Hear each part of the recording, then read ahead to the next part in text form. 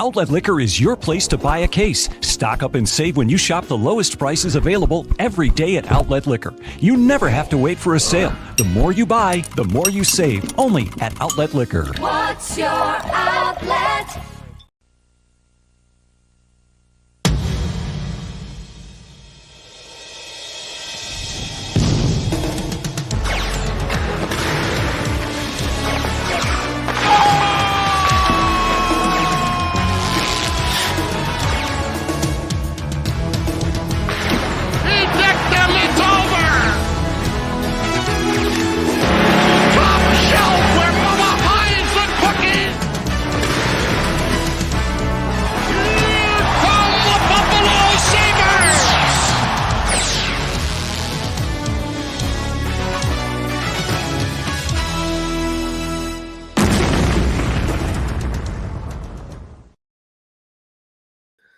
Folks, hello, Twitter, YouTube, Instagram, Facebook, Twitch. Hello, it is a Crossing Swords Saturday, and welcome to Crossing Swords, the show where our wires do get crossed, but our swords always are. We got, of course, the usual suspects. We got Gatesy. We got intern Vinny. Gents, it is the turn of a new year. I know we've done 7 episodes this season. We were just talking about this is episode number 7 of this 2023-2024 season. It just feels like every time we get on this show, even though there's every reason to be frustrated, every reason to pile on this team, every reason to say they have no hope again, they're doing just enough to kind of make our swords stand up and make believers out of all of us. I don't know how you gents feel, but that's how I feel coming in to this 2024 start. I mean, it always kind of feels like it for this organization that just when you're out, you're done with the team, they just pull you right back in, you get bought in again, and guess what? They might try to push you away again, and it's a back and forth game that I don't really see ending anytime soon, but God, I hope I'm wrong. It's been a really interesting dynamic, and I think there were certainly points where we started the year and it like maybe wasn't going as expected, and we thought that's okay, like there's still time. And then we got to a point where we said, hey, we're kind of running out of time here, folks. And now like there's this moment of like, well, there's still technically time. Historically, many would say that there isn't, but I think that, you know, we like clinging to the fact that physically it's possible. So I'll just kind of ride that wave for a little while. And people have been riding the wave of the Buffalo Sabres emotional distress for so many years. There's really nothing different we can do. Seriously, and all you can do is ride the wave we're on right now. 3-1 in 2024, I believe, so far, and obviously 5-4-1 since Jack Quinn returned to the lineup. Obviously, he has been a pump up for them. But we were talking about it in the pre-show. Where does this team go from here? I know that intern Vinny probably has a little bit more of an outlook similar to the skies here in Western New York today. But I'm curious if you guys think this team can get on a run that will, you know, go down the line, and we'll talk about what they need to do to eventually make the playoffs, if that's still even in the realm of possibility.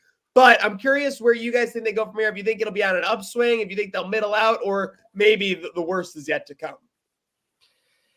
I mean, it feels like there's an upswing going on. I don't know if this upswing is going to be enough to, you know, break that dreaded drought that we all know all too well. But I think, you know, those really dark days that we saw early in the season are hopefully behind this team. I mean, Tage Thompson was out for a while, which didn't help. Jack Quinn was out. They're both back. I mean, Thompson, you know, get that imaging done on the injury from last game. Hopefully everything's fine there. But I'm hoping things are going in the right direction. It just unfortunately might be a little bit too little, too late, and it might be another punt on the season. Yeah, I mean, if you look at like last year, I think there was maybe hope the team could make the postseason, but that expectation didn't exist. Now you come into this new year with basically an identical, I'm not going to say completely identical, but you come into the year with a very, very similar roster. And the result is kind of dialing up to be the exact same. I mean, last year, it's true, they just barely missed out on the playoffs, but they won on such a torrid run in the second half of the season. If the Sabres do that now, that's all well and good, but I think there has to be something said for their poor start, which I will add is the opposite of what had happened to Sabres teams like 3, 4, 5 years ago. They were unbelievable in November and then just basically died off after Christmas. So I think if you're the Sabres, you basically have to say, hey, we did it last year. We can do it again. The problem, of course, is what you did last year still wasn't enough. And yet now it might be A, even more difficult based on some situations at hand. And B, I mean, it wasn't enough. And now there's expectation alongside it. It's almost similar, and I know Sabres Twitter hates being compared, but to the Bills situation right now. I mean, all your room for slack, all your room for air was ruined in this first half of the season. And you said it perfectly, Benny. Even when those teams collapse, even those the Housley 10-game win streak team, even that Kruger team in 18-19, I believe, that started 9-1-2, I want to say. Just unbelievable that they've kind of squandered the opportunity at this point. There's a lot of frustration with, I would say, the management of the team. There are a lot of frustrations coming down on the power play management of the squad as well, when you're looking at that personnel. So we'll get into that in a little bit, but it seems like you guys are relatively optimistic before we put a wrap on this point here for going forward. That's all I'm going to say. Is that fair? I don't know about optimistic. I guess like relatively. Yeah, If you were on one side, if you were literally a fence and it was negative or optimistic, you're on the optimistic side. Yeah, I would say I'm on the optimistic side. I will add, like, speaking of those teams that started really hot, I was looking through Twitter to try to find some information before we went live today. Saw a tweet about the Sabres currently in the number one spot in the NHL. Like, people were saying they were going to win the President's Trophy. And alongside it, I saw a GIF of Sam Reinhart, like, putting some water in his hair and slicking it back. Sam Reinhart, current Hart Trophy favorite. I mean, the guy's been unbelievable this season. Real bummer he's not in a blue and gold sweater, but I digress. I got to say this because he's a member of our team. Dwayne, always tweeting out the Sam Reinhart highlights and saying, bring him home or come home or something. Listen, all respect to Dwayne. I don't think there's an iota in the fucking universe that Sam Reinhart would ever come back to the Buffalo Sabres. Uh-oh. Did you go mute? Oh, wait, hold on. Monster struck again. I'm here, though. But if you look at the Sabres roster, there's not a lot of space for Reinhart to even fit in. It's either, you have your guys that are locked into these kind of longer contracts now who are part of the core. And then you have your young guys, your Peterkas, your Quinns, still on these, smaller deals. It's like, who are you going to replace in this top six to fit Reinhart in or anyone else in without, unloading a contract that's going to be really hard to unload, or kind of just blowing up, a guy that's 22 or 23 years old to bring in a guy that's 28, 29, something like that. Like, I think that might be difficult. I'm gonna bring in the lovely world of, I don't know if, I guess I call it Twitter. It's technically X, the app, the Bird app, the former Bird app, whatever we're on. The Bird. I saw on literal Sabres Twitter, like the community type thing. I saw somebody say, and this is true, like this information is factual, that Jeff Skinner has played basically the most games in the NHL without appearing in a playoff game. And he's getting to the latter stages of his career. I wouldn't say he's in like that, I haven't say he's over the hill or anything, because clearly right now he's one of the, aside from Middlestat, and I mean, maybe Peterka to a certain extent. I know he has more points, but he's been like the most offensive and highest producing player on the team this year. Some people wondered, even despite his contract, if Skinner might be a player who would want to say, hey, like, if this isn't working out, like, just get me somewhere I can, maybe go play in the Stanley Cup playoffs. Now, there's no way this is realistic at all because of the logistics of the situation. But if Skinner did indeed say, which I don't think I'm not saying I've heard he's going to, nor has anybody said they've heard he's going to. This is just speculation. If Skinner does say, hey guys, I kind of like to go play in the Stanley Cup playoffs for the first time in my entire career, and somehow the Sabres figure out how to get out of that contract, and somehow a team takes him on, and somehow that role on the top line, or one of the top two lines, if you will, is left open. If we're going to have the completely unrealistic Sam Reinhart conversation, that would be where he fits in most likely. Now, with that said, to go get Sam Reinhart, you should probably do, again, and don't cut in the middle of this conversation, listen to the context beforehand, but if you're going to go do that, you probably have to give up some of these prospects that realistically are never going to play a game for the Buffalo Sabres. Noah Ostlund just had a really good World Juniors. I don't know that that's a guy that has a spot in the lineup in the next 3 years, just based on how Kevyn Adams and this management have managed the roster to this point. So again, unrealistic conversation, but if it is a Skinner conversation, that's probably the only door that opens a Reinhart conversation. And then to open that conversation, it's a completely different conversation. There's a lot of conversations. You just took me A lot of on a talking journey. going on. And by the way, I love that for an unrealistic thing to happen, all we need is another unrealistic thing to happen before. It sounds like my betting patterns, if anybody asks me. But with that said, we were just talking. Yeah. If the cloud goes this way, then we're fine. But if it goes that way, then it's a problem. But if it goes this way, then the snow will do this, and then the Steelers can't get here, and then we win the game. It's also that arrested development meme where it's like, yeah, people keep trying to do that. They always fail. They always fall on their face. It never works out for them. But for us, we might just be able to do it. So we're talking playoffs. Do you have the Sabermetrics tweet, Vinny? We were talking about it in the pre-show. Read it off for us here. Okay, so the Sabermetrics tweet is that the Buffalo Sabres, this was tweeted on January 9th at 9:30 So Peter, remember, they're 1-0. They're 1-0 since this tweet. So January 9th, 9:30 p.m. from Earth at Sabermetrics. The Sabres need to get to 56 points in their final 41 games to hit 94 points on the season.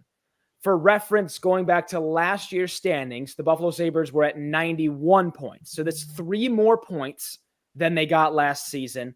And that would be, if we're going to compare to last year's standings, the Florida Panthers, who were the last team in, had 92. Then Islanders had 93. The Lightning had 98. So if it's the exact same window, which it's probably not going to be, but it's probably going to be close to that. If it's that exact same window, the Sabres getting 94 points should put them in a playoff spot. They need to get 56 points in their final 41 games. That is a 112-point pace for their final 41 games. For reference, the 2006-2007 Buffalo Sabres that won the President's Trophy for being the best team in the National Hockey League. At the time, there were 30 of them. They were a 113-point team. So the Buffalo Sabres essentially need to be the best team in the NHL over the next 39 games for them to get 94 points and sneak into a wild card spot. Last year, NHL standings, the Carolina Hurricanes had 113 points. The Boston Bruins, as we know, had 135. We have breaking news here on Crossing Swords Pod. Oh boy. Whoa. I gotta say it. It's not Sabres related, unfortunately, but a lot of Buffalo listeners we have. Steelers at Bills has been moved to Monday at 4:30 p.m. in Orchard Park. I am making sure I'm not getting hacked by Sal Capaccio here. It looks like as of 2 minutes ago. So, by the way, this has an effect. We are kind of all over the place, but let's just bring this in with this breaking news real quick. There's a Sabres home game today, is there not? 4 o'clock. They can't be playing that game. And by the way, I think I saw Mike Harrington talking. This game, realistically would have been preferably booked at 1 p.m. as they often try to do the matinees earlier. But according to some TV scheduling issue or some Canadian rule, they had to do it at 4. You have any idea of that or anything? I'll try and pull it up, but is it because it's a holiday? I'm not sure exactly what it is. Because if it's a 1 o'clock game, that would be 11 o'clock puck drop in Vancouver. That's probably my best bet, or 10 o'clock puck drop. Oh, that makes total sense then. Okay, so they don't want to do an 11 o'clock. By the way, if you ever want to do an 11 o'clock Sabres game, be my guest. Literally go for it. That sounds awesome. A little breakfast with a little breakfast with my 2-0 deficit, 18 minutes in. But let me see. I'm just trying to pull this up. Okay, sorry, Mike Harrington. It stinks the NHL makes the Sabres bow to ABC's exclusive 1 p.m. window today. Do we have someone coming on here? He's coming in to rebuttal. By the way, Dueno, breaking news: Bills moving to Monday. We had to mention it here on CSP with a Sabres game in Buffalo today. I was actually just reading the announcement from Kathy Hochul now. I mean, is it supposed to get that bad? I heard it's been mixed reviews of how much snow we're actually supposed to get, or is it the wind? I think the wind is the main problem because you're looking at just like even if there's only a foot of snow on the ground, which compared to last year, like is basically nothing. Yeah. You're looking at the wind baking at blizzard-like conditions, and you're not going to be able to see. Listen, I know nothing. I keep trying to tell people it has nothing to do with the snow amount. Yeah, I get it. If it gets down to like 3 to 6 inches, okay, it's irrelevant. But you remember those videos from last year. It didn't really have anything to do with the snow amount. It was the fact that it was literally blowing sideways like that, literally directly into cars and emergency vehicles' faces. I remember seeing the fire trucks could not see feet in front of the vehicle. Like it was literally impossible. So obviously they're just there. It is it a chance that this is super precautionary after what happened last year? Absolutely. But moving 100%. It to Monday, where the weather seems much relatively safer, seems much relatively like easier going, seems like the right decision to me. So I'm wondering, I know you're saying this is information. I saw Matt Bove tweeted it as well. You heard it from Sal, and Dwayne, you mentioned from Governor Hochul. I don't like. Have you seen anything about like CBS having anything to do with it? Because if they couldn't get their crews in to broadcast the game, then something like that too. Yeah. They might have had like they have a lot of pull with the NFL. Like, hey, we're paying you a lot of money to get this game. Right now, we can't even get our people in here. Like Jim Nance's flight got delayed. He can't get to Buffalo. Like, and I'm sure there were a lot of factors involved. I guess I'm just wondering safety of people watching the game being one thing. Logistics of like actually getting the game to be produced maybe another element that's adding in there, because it didn't seem like people were really worried about the physical like fans. Didn't seem like everybody was worried about them too much. I mean, especially considering this forecast has been this bad basically all week, right? I mean, we've been seeing that. Has it? Yeah, I mean, I went shopping yesterday. Like I prepared. I mean, I prepared last year too, but I think if last year doesn't happen, this game might still get played on Sunday. Agreed. You know what I mean? Like, I think that after everything that happened, all of the criticism that came, obviously, Pulling cars, Hochul's, everybody's way, Mayor Byron Brown, like I think they're just, gauging on the side of caution because of obviously you don't want to receive the same criticism. So I can totally see this game being played tomorrow. If last year doesn't happen. With that being said, I still took all the proper precautions, even though I live in Tonawanda. We're not supposed to get really hit with anything up here from as far as I know. So Wegmans, Trader Joe's, they were getting slaughtered yesterday. I hate to say it. You knew Buffalo was getting on deck. Go ahead, Vinny. I just want to say quickly that I'm going to get ahead of this preemptively. Not quite as big of an event as an NFL playoff game tomorrow. Canisius men's basketball all at home in the Kessler Athletic Center versus the Fairfield Stags at 1 p.m. Also Niagara playing at home as well. Just want to add that I might have to take a phone call in a couple minutes if that game ends up getting moved. So if I step out, I promise it's not because I'm mad at you. What a humble brag. Gets the Canisius plug and then goes, guys, I know we're live, but I might have to take a phone call. All right, Chester. All right, let's reel it in here because we got the breaking news out of the way. I just feel like we couldn't go on for 8 minutes with that happening in the background of Buffalo sports. But of course, Dwayne, we're talking what's needed to make the playoffs. The good news is from Sabermetrics tweet, he said we needed 56 points in the final 41 games. Well, guess what? We only need 54 points in the final 40 games now because we already got a win under our belt. Dwayne, is it even possible? Weren't they in a similar situation to this last year around the midpoint of the season? Like it might have been a few points off. It wasn't, I mean, we weren't, it's not like we were a playoff contending team at the halfway point last year. I think down the stretch, they made a good run at it. And I think you could argue that had Devin Levi started his NHL career a week earlier, the Sabres would have made the playoffs. That being said, I think it is possible. I think that you started off on the right foot to start the new year. The power play, and I'm not going to say it's fixed, but it seems to look somewhat resemblant to what it was last year. I think that's a huge key. I think a huge key is hoping that Jeff Skinner's injury isn't, worse, as bad as they seem to say it is, where he's going to be out for weeks. Is Tage playing today? I haven't seen anything yet on that. Anything, to be honest with you? And yesterday he could play. Nothing getting. new. I don't know if you guys can hear You're everything popping. dinging. That group chat is that's going just- nuts. We're staying at home, baby. We're not going to the CAC today. Nothing's been The decided yet. CAC but chat. The CAC This is a chat. bunch of people involved in that conversation trying to figure out what's happening right now. Where the hell is Griffin Della Pena? I need his. He's in his Syracuse. He's in Central New York. Actually, this is relevant.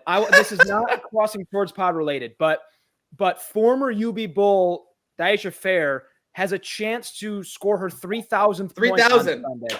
3,000th point. She's only 14 points away. Friend of the show, Griffin Della Pena, is going to be on the call of that game on Sunday. So if there's no sporting events happening in Buffalo, I will add a shame. If you can't tune into ESPN Plus for the Golden Griffins, go ahead and tune into Griffin Della Pena's call of the Syracuse game against Clemson for women's basketball on Sunday. I don't think the weather there is even close to what we're going to be getting here, so shouldn't be a problem with that one. Seriously, what a Crossing Swords episode. First 22 minutes, we've covered Cuse women's basketball, Griffin Della Pena, and the region of Buffalo, New York. So we talk about it. So, Dwayne, possible or no? Yes or no? That this team can make the playoffs? Yeah, I think it's possible. What percentage would you put it at 100% pie? What do you got them at? I'll give it 35%. 35? 1 in 3 realities. High. You think this team That's makes the high. playoffs? That is high.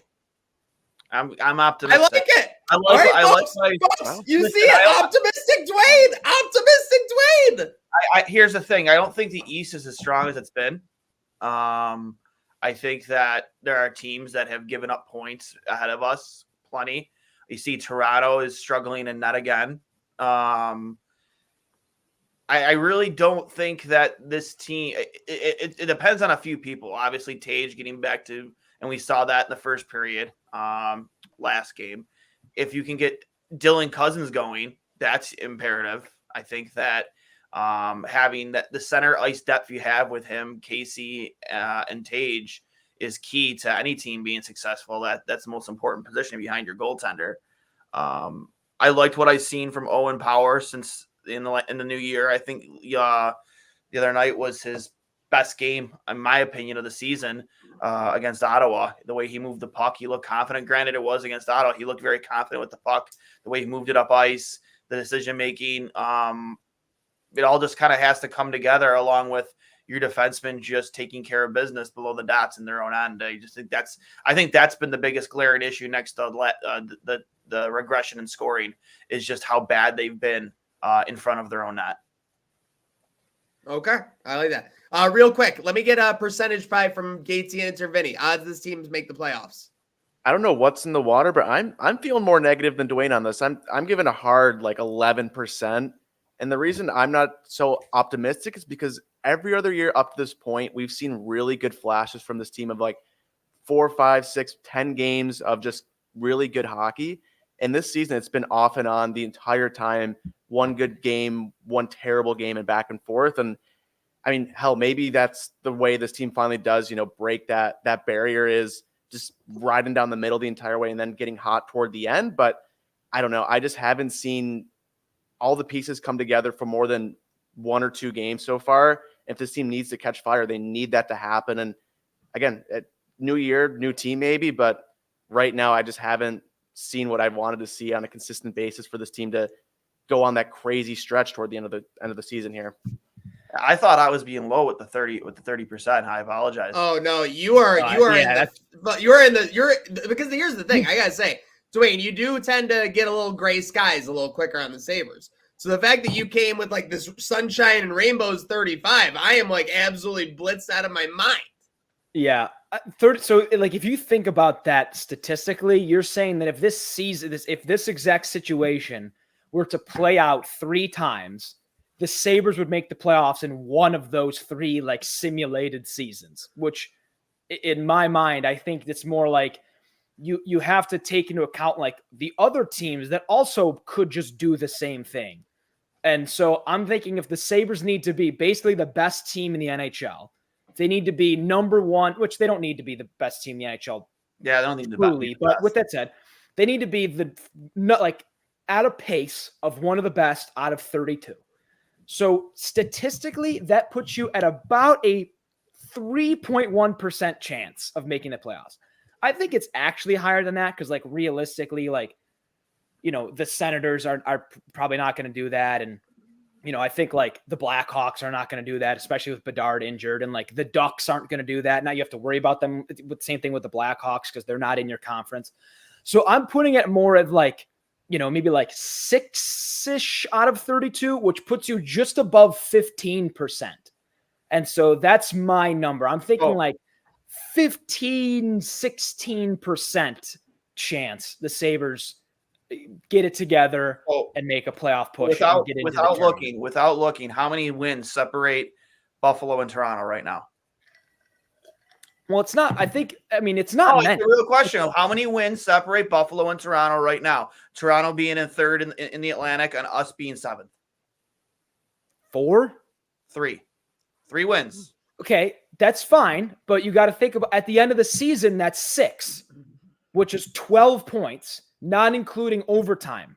I'm not saying again. I'm much below 50%. Like I don't think that we'll make the playoffs, but I think that the East compared to last year it's a lot more real. If they were in this same situation as they were last year, it was a lot less realistic last year where they sat at the midpoint than it is now because you had Boston, who again, I don't know what's going on there with they lose Bergeron and what's his name, and they just haven't missed a beat. Just blows my mind. I mean, Florida, yeah, they're a great team. But everyone else below them, I mean, I think Toronto was second to Boston last year, and it wasn't by a ton. So I think that the struggling teams ahead of you give you that opportunity to jump ahead of them, where it wasn't that as easy as it was last year. I mean, the Buffalo literally had to be the best team essentially in the National Hockey League or close to it last year to even put themselves in a position to be 1 point out of the playoffs at the end of the season. So I think that if you get those things I mentioned before going, if those things turn around, I think it's very possible that this thing's could get interesting come March. Yeah. So I'll add I just want to add some context to that. And I find it interesting that this is the specific conversation that's being had between two of probably the more negative people. You know? Yes, this is great. Historically. Now, again, like I haven't experienced as many things physically, which is, you know, is worth something or not worth something, I should say. But like to sort of add to your point, Dwayne, looking at last year, Sabres had 91 points, right? They had 42 wins. Just above them, the teams that made it, we know the Panthers and the Islanders also had 42 wins, and the Lightning had 46. So that's only 4 more wins. Mm-hmm. The Lightning had 98 points to the Sabres 91, so that's 7 points. You know, amongst those 4 wins, obviously Sabres had 1 more overtime loss than the Lightning did. And then that's how that math works out. The Rangers, who are the team right above the Lightning, knowing of course that they're, you know, in the Metro, they had 47 wins. So only 5 more wins than the Buffalo Sabres. And yet they had 107 points, which is 16 more points than the Sabres had. Above them, the Maple Leafs did have 50 regulation wins, which is 8 more than the Sabres. So it would be 2 more than what's projected for this year. They had 111 points because they had 11 overtime losses. Sabres had 7. The Sabres had some of the lowest overtime loss numbers in the entire Eastern Conference last year. Only lower than them were Boston, who didn't lose many games in general. I mean, they had 5 overtime losses and 12 losses total. So, I mean, they're just a complete outlier. But the Montreal Canadiens, who only had 68 points, had 6. Other than that, and then the Lightning also only had 6. But other than those teams, everybody at least got that loser point more often than the Sabres did. And that turned out to be the difference in what ended up being they're missing the Stanley Cup playoffs.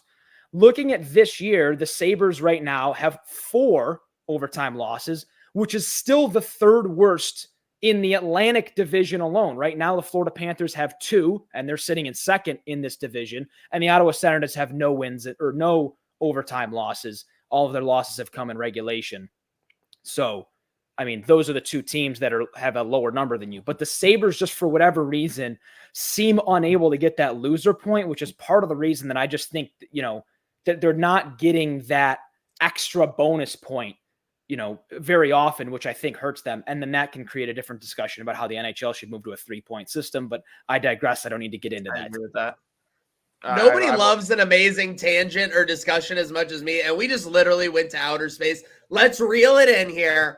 10 more minutes here on the Crossing Swords Pod. We got 3 topics. Let's go through them. And this is a good one to start with, because if they are going to make the playoffs, it's going to take some superb, not good, superb goalie play. We're riding with Levi today, it seems. I'm seeing comments coming into Crossing Swords. Oh, more early goals on the way. What's our confidence level in Levi? And what's our feel for the goalie mix going forward? The last time we did a show, we had a 3-headed monster. Now it's down to Levi and UPL. Are we feeling a 50-50 split? Why shouldn't we have any confidence in Levi? I'm contradicting that with the fact that all the comments coming into Crossing Swords are saying he's going to allow early goals and put us behind to begin with. I mean, he's got 2 wins against Toronto, a win against Boston, a win against Tampa. Yeah, I mean, like, I'm sick and tired of this fan base with the vicious circle with the goaltending, and he didn't play great against the Kraken. I understand that, but like you just can't turn your back on a goaltender every time they show like a little bit of like a chink in the armor. Like if UPL plays bad, game following this, like is it going to be, oh my God, ship him back to Rochester, even though you literally can't. Nobody knows that he's on a one-way deal. You lose him on waivers. Like it's just like I'm so sick of it with this fan base when it comes to goaltending. It's like you have this high expectation that from all the goaltenders we've seen in the past, the bridge between Hasek and Miller, and the bridge of Baran between them, like it blows my mind. Like I get it. Like I get that you want your goaltenders to perform at a higher level, but you have to remember these kids are still very young. They do take longer to develop. Look how long it's taken for us to see this out of UPL. And I still think he struggles a little bit with consistency. I wasn't expecting the world out of Levi this year. I was expecting anywhere between 40 to 50 games and probably around like a 905 save percentage. I mean, that's what my expectation for him was in his rookie year, and with a somewhat full season in front of him. I don't know what you want. I think you should be pointing your finger more at the guys that are playing, in front of him, because I don't think you would get much better results with really any other goaltender in the league on this team with the way they've defended in front of him as a 5-man unit. Okay, so what's your mix going forward? 50-50 UPL Levi? Yeah, you think you split it? I think you split it unless, again, a guy gets hot like the way Levi did earlier, where he just didn't seem like he could lose, and then you ride him for a few games, and then you go right back into the rotation when he loses. All right, Gatesy, I know goaltenders, it's a sensitive topic for you. Get into it for me. I'm probably 60-40 UPL to Levi, because the way, like Dwayne said, this Sabres team is playing defensively, it doesn't do Levi any good to be thrown to the Wolves night in and night out on the Sabres team. He's a young goaltender who really, if the Sabres were going to run him this year, which I thought was dicey, they needed to play their best way possible, score goals. If it's a run and gun game, like we saw last year toward the end of the season, there were some high scoring games, but the Sabres were winning them, instilling confidence. He was getting the looks. But right now, the team, a lot of the wins this team is getting is coming off the backs of goaltenders, putting a ton of pressure on these two kids. UPL's 24, Levi's 21, I believe, 21, 22. These are young guys that should not have to bear the weight of this entire franchise on their backs, and they're really having to right now. And so I don't think it's, good for Levi long-term to have this off the get-go, to be, the Sabres are only making the playoffs, and he plays incredible every single game he's in the net. Like, that's way too much to expect from him. And I think, UPL's shown this year that he's very capable in the net. He's had some really good stats on a team that's played really bad defensively. And UPL's really poor stretch came off of when he was out a couple games being sick. He was really sharp before that. He's found his groove again recently. That Pittsburgh game, the team would not have won without the way he played. And he's just kind of been the guy. So I'm excited for him to keep, the hot hand moving forward, hopefully get Levi in there, and, they can have a good relationship, because I think that's the way this team is going to move going forward, is having two really good goaltenders this season and for years to go on. I don't know that I can put a specific number on a specific goalie, because I really think it does depend on what goalie just gets hot. No. Let me add some context. I think that you are probably going to need to pick a goalie and go maybe 70-30 or 65-35, because I don't know that I don't really have stats to back this up in front of me right now, but I feel, which is really ironic considering what I've basically gone through this entire episode. But I feel as though I feel less confident about a team making the playoffs not having a goalie that they can trust night in and night out, or a number one guy. I feel less confident about that than I do if one of the two goalies kind of settles in and goes, okay, I'm your guy who's going to have a 915, 917 save percentage. Here you go. And so for that reason, I think like if UPL can be a 917 save percentage guy, then play him 65% of the time. If Levi can be a 917 save percentage guy, you play him 65% of the time. But I don't know that a 50-50 split or I guess that it's not the end of the world. Mm-hmm. And I think then you ride the hot goalie and that's fine.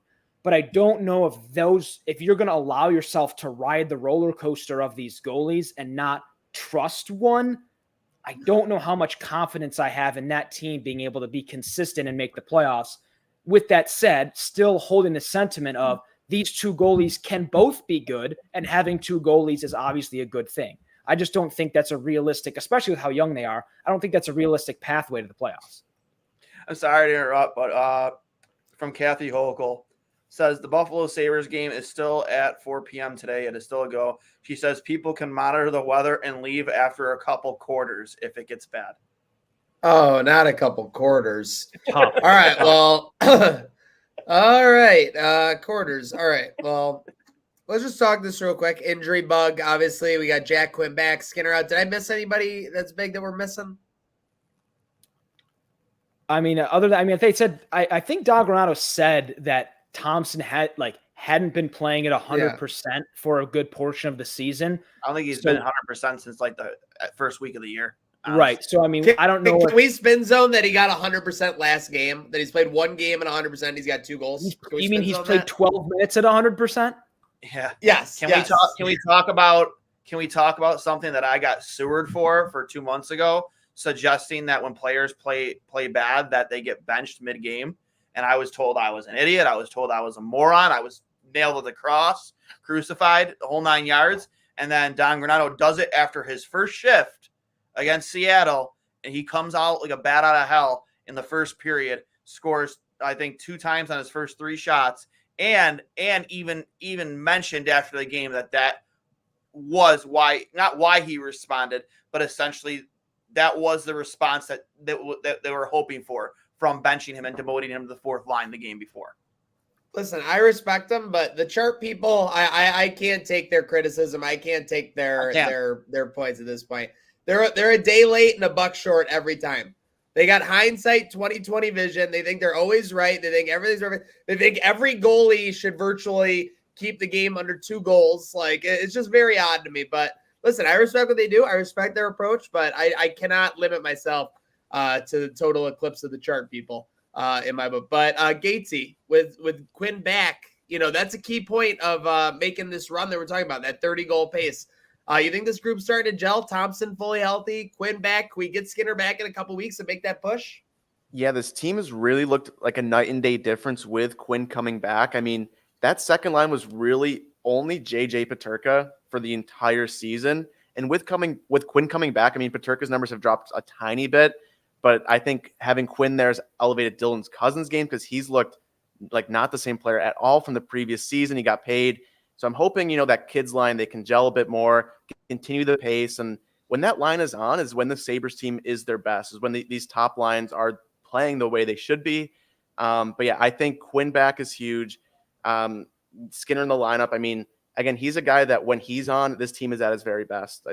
It's crazy how, I won't say simple it is, but when the top guys have been top guys for this team, I can't really see another team in the league really giving the Sabres too much of an issue, but I'm going to get frustrated all over again thinking about this team. But injuries have been unfortunately a big dampener on the season with Thompson being out for a lot of it. And then he had the cast on his hand by the time he came back till recently as well. And once that cast came off, he's been a new man as well. So hopefully everyone can stay somewhat healthy this last half of the season.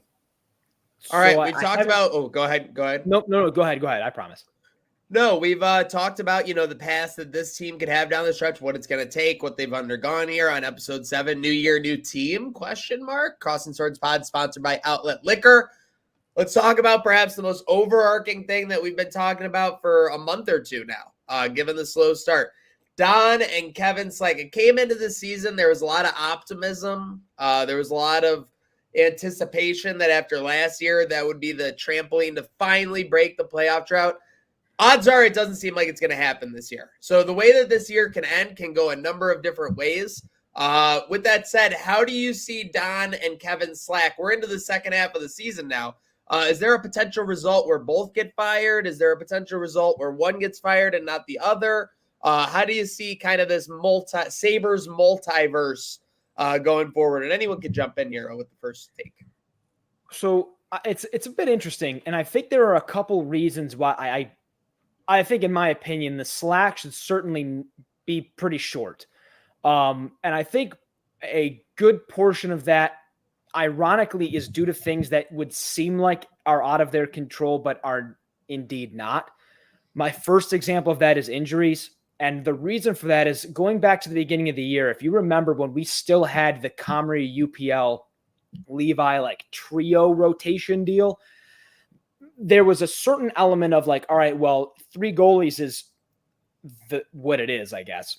But you also have to consider just playing the goalie that gets good. But also when you have 3 goalies, you can't let the 22-year-old goalie get burned out. And that's exactly what happened. And then he needed rest. He was, not available for a couple of games. And then the same thing happened with Luukkonen. And then Comrie got hurt. And it's just it's interesting that the resources that you'd think would be in abundance, you have depth at goalie, so you shouldn't ever have to worry about goaltending. And then suddenly somehow even that was mismanaged. That worries me a little bit. And then on top of that, I think the reality is the NHL is a league with which executives and coaches get hired and fired at a pretty high rate. Don Granato in the top 8 of longest tenured coaches right now without having a playoff berth is a really, really interesting tidbit.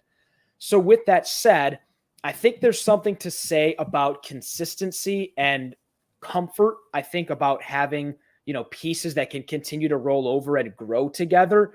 But I think the impatience of the league in general would tend to lead me to believe that the slack has to be short, because based on how the league works and how the Sabres work, I don't know that they've earned longer slack as of this point. All right, who we got next? Yeah, my issue with the two of them is more focused on Don Granato. He's been a guy that's changed, the course of several core players' careers, and the reason the Sabres were on that upward trajectory. But for whatever reason, this season, this team is playing a different style of hockey. I get the idea of trying to be more sustainable. You're not going to win a Stanley Cup, playing every game 7-5, but that's not playing to this team's strengths at the moment. And we've seen a lot of key players regress this year after, finding an upswing after the really dark, rough Kruger days. And there's just a lack of urgency, especially on the back end, that I think has really hurt this team this season. And I think with Kevyn Adams, his biggest fault is, the team needs some sort of juice, something right now, and he's just not pulling the trigger. I think his biggest move has been in bringing Eric Robinson, who had a great start with the season, or a great start with the Sabres. But he's another guy that's kind of gone back to a normal pace for him. But I think right now, if this team finishes 500, they're probably safe for another year. I can't see Terry Pegula axing them both, but if things fall off the rails, which I hope they don't, I could see that them being gone. And unfortunately, 2 more new faces brought into this organization that hopefully we're not having the same conversation again 2 more years down the road. But it just seems like it's a constant thing that as soon as there's, some downward trends, guys are gone. I think there's 0 chance Kevyn Adams gets fired. 0, less than 0. Granato, on the other hand, I don't think he gets fired even in the offseason unless the season really goes off the rails. I think that Terry Pegula doesn't want to pay another coach to not coach for him. which has been a trend for this franchise for a while. They might even still be paying Kruger for all I know. I'm not sure. I have to look into that. But I think the season would have to go off the rails completely. In terms of slack, I do put a lot of this on coaching, but not necessarily on Granato's head. More or less, I just think that Kevyn Adams or maybe not even Kevyn, Terry chose the cheaper way to build a staff rather than assembling a better, more experienced staff around Don Granato. I'm not even going to get into Matt Ellis. Like, guy was coaching 13U at the Academy of Hockey when he got that phone call from Kevyn. Marty Wilford, Christie. I mean, I don't know how much NHL bench experience, AHL experience that they have, but certainly I'm sure if you were to go up and down the list and really broke it down, how much certain staffs are being paid, I'm sure Buffalo's probably damn near the bottom. That was my biggest issue coming into the season in terms of the coaching was you needed to surround him with more experience. And you let a guy like Michael Pekka walk out the door. And I have this from good, reliable people. It's because they wanted him to be the eye in the sky rather than be on the bench. And Michael Pekka should be on a bench. He shouldn't be sitting in the crowd or up in a press box coaching. He should be on the bench. And his resume justifies that. He did a year of development with the Washington Capitals, 2 years in the AHL. I mean, he ran the Junior Sabres organization as a coach and as a GM, pretty much ran the entire organization for over a decade. And there's been a lot of, successful stories to come out of that program. So I don't understand why, from what you saw out of the staff last year, I guess, that you wouldn't want Mike Pekka on your bench. And now you hear all the praise coming out of New York of how much he's helped Capo Caco's game and a few other guys like Chris Kreider even, who didn't really need much more help. But I think that for me is the biggest issue is that you didn't surround him with enough NHL coaching experience. Even if it was a retread coach looking to get back behind a bench, like that would have been much better than what you gave him. You have zero playoff games, both playing and coaching on that staff. I mean, I don't know about Granato's if he played in the NHL, and I don't know for certain, but I just don't think that he was given the best staff around him because I think he's been a great development coach. You've seen it with Tage, you've seen it with Casey and Darlene. I think that in getting the best out of his players and getting them to reach their potential, for sure, Granato has been great. But as a first-time NHL head coach, I think you should have given him more help around him. Yeah, I agree with that, Dwayne. I feel like it's kind of throwing him to the wolves almost to figure it out all on his own, and here we are. Mike Pekka will have an NHL coaching job next year. Yeah. Guaranteed. Yeah, I mean, something happened there for sure. Oh, I told you what it was. Yeah. He didn't want to be in a press box. He wanted to be on a bench.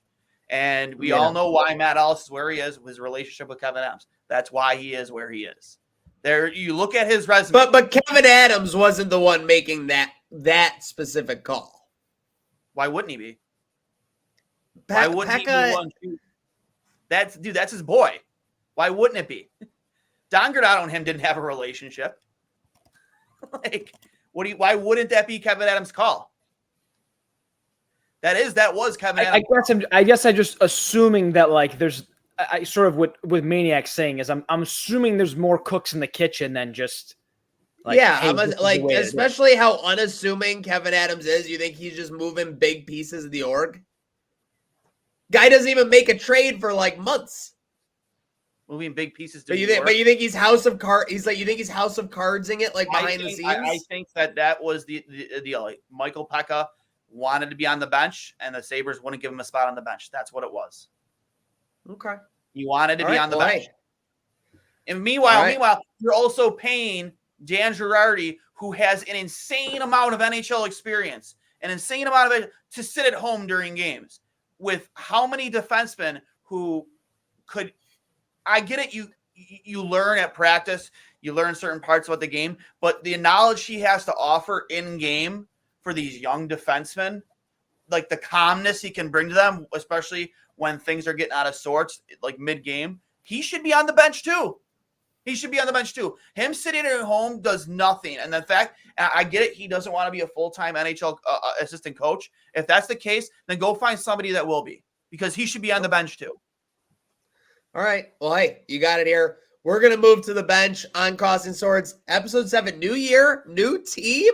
Make sure you're following on all platforms, SoundCloud, Spotify, Apple, YouTube. Make sure you're following the crew, VCristiano3, Gatesy35, Dwayne S39, because here at Crossing Swords, yeah, sometimes our wires do get crossed, but our swords always are. Let's go, Sabres.